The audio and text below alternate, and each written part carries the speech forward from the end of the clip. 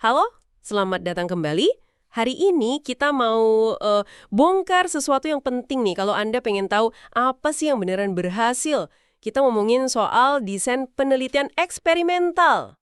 Betul. Kita udah ada beberapa catatan, artikel juga. Nah, misinya nih, kita mau saring intisari dari 3 pendekatan utama.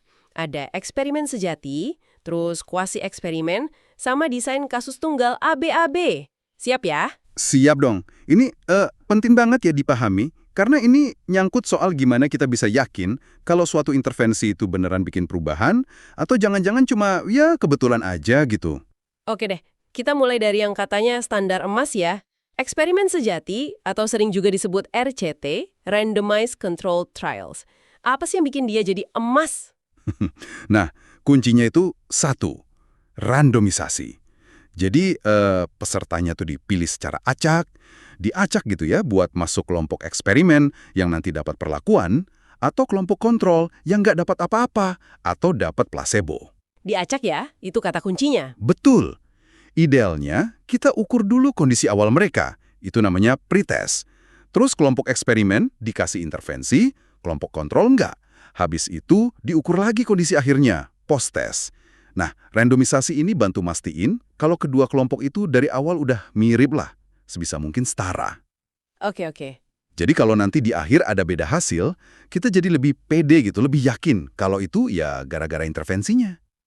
Contoh gampangnya mungkin kayak gini kali ya. Misalnya kita pengen tahu pupuk baru ini bikin gandum tumbuh lebih bagus nggak? Kita ambil banyak benih gandum, terus kita acak benar-benar mana yang masuk pot A dikasih pupuk baru, mana yang masuk pot B nggak dikasih pupuk. Iya. Terus kondisi lain kayak tanahnya, airnya, cahayanya, kita bikin sama persis. Nah, kalau nanti gandum di pot A tumbuhnya jauh lebih tinggi, ya kemungkinan besar itu ya karena pupuknya, bukan karena kebetulan benih di pot A emang udah lebih bagus dari awal. Gitu kan? Persis. Itu dia analoginya. Desain klasiknya sering disebut pretest post-test control group. Nah, meskipun ini paling kuat ya buat nunjukin sebab akibat, tapi jujur aja, terapin RCT murni di lapangan, misalnya di sekolah gitu ya, buat uji metode ajar baru, itu bisa susah banget. Kenapa tuh susahnya? Ya bayangin aja kita mesti ngacak siswa antar kelas gitu aja kan. Seringnya nggak praktis. Terus ada pertimbangan etis juga, kan nggak bisa asal mindah-mindahin siswa. Ah iya bener juga ya, kompleksitas dunia nyata emang gitu.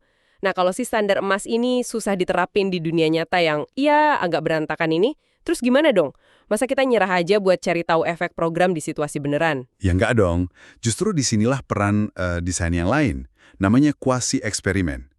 Kuasi itu artinya seolah-olah atau mirip-mirip lah. Jadi desainnya mirip eksperimen sejati, tapi ada satu beda kunci. Apa tuh bedanya? Nggak ada pembagian kelompok secara acak. Jadi penelitinya biasanya ya udah kerja dengan kelompok yang udah ada aja. Misalnya 2 kelas yang emang udah terbentuk di sekolah. Oke, jadi kita tetap punya kelompok yang dikasih intervensi sama yang enggak, terus diukur juga sebelum sama sesudah, tapi kita nggak bisa ngacak siapa masuk kelompok mana. Kayak misalnya bandingin kelas pagi yang pakai metode baru sama kelas siang yang pakai metode lama gitu. Betul. Contohnya kayak gitu. Desain umumnya sering disebut pretest post-test non-equivalent group design. Karena kelompoknya nggak kita bikin setara lewat randomisasi, makanya disebut non-equivalent, nggak setara. Akibatnya apa tuh kalau nggak setara? Akibatnya, ya kita mesti lebih hati-hati banget narik kesimpulan sebab akibat. Ada kemungkinan, kelas pagi sama kelas siang itu emang udah beda dari awal, mungkin motivasinya beda, kemampuan awalnya beda, atau gurunya beda semangatnya, macam-macam lah.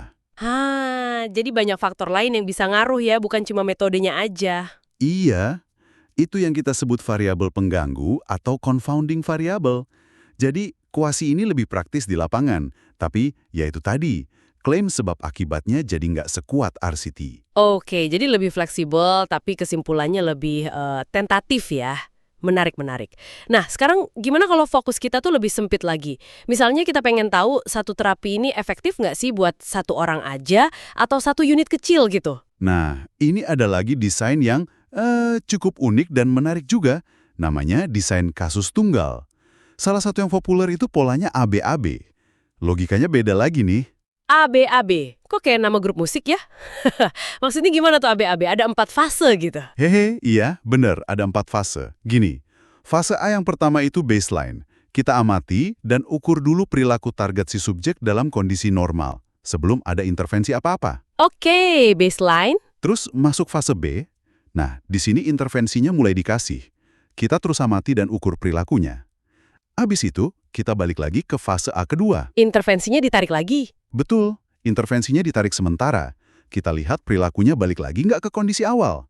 Terakhir, kita masuk lagi ke fase B kedua.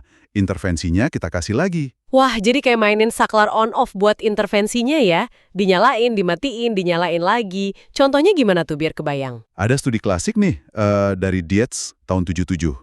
Ada guru mau ngurangin frekuensi teriakan seorang murid di kelas. Nah, fase A1, si guru nyatet aja. Berapa kali si murid teriak dalam sehari. Itu baseline-nya. Oke. Sementara, dilihat lagi, naik lagi nggak teriakannya. Terus? Terakhir, fase B2. Pujiannya dikasih lagi. Nah, kalau polanya kelihatan jelas, pas di fase B, B1 dan B2, teriakannya turun drastis. Terus pas balik ke A2, teriakannya naik lagi. Ini jadi bukti yang cukup kuat kalau intervensi pujian itu emang efektif buat si murid itu. Wah, keren banget. Jadi kita bisa lihat langsung efeknya di individu itu dan bisa diulang buat mastiin. Oke deh, jadi kalau coba kita rangkum nih ya.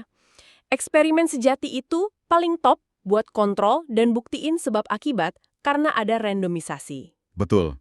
Terus, kuasi eksperimen itu lebih fleksibel buat di lapangan. Tapi ya kesimpulannya mesti hati-hati. Ya, lebih tentatif. Terakhir, desain ABAB ini fokusnya ke efek intervensi buat individu, dilihat perubahannya secara berulang. Tepat sekali. Jadi pesannya mungkin gini ya, kalau Anda baca hasil riset atau dengar klaim soal suatu program, coba deh perhatiin desain penelitiannya. Kira-kira klaim sebab akibatnya itu didukung nggak sama desain yang kuat? Benar juga. Dan coba pikirin juga trade-off-nya. Kadang kan peneliti harus milih, mau kontrol super ketat di lab, tapi mungkin kurang relevan sama dunia nyata, atau sebaliknya, mau relevan di dunia nyata, tapi kontrolnya jadi lebih longgar. Memahami desain ini bantu kita jadi lebih kritis ngevaluasi bukti. Pertanyaan bagus tuh buat direnungkan. Jadi nggak cuma soal hasilnya apa, tapi juga gimana cara mereka nemuin hasil itu. Sip lah. Semoga penelusuran kita kali ini ngasih Anda kacamata baru ya buat menilai informasi. Makasih banyak, sampai jumpa di pembahasan berikutnya.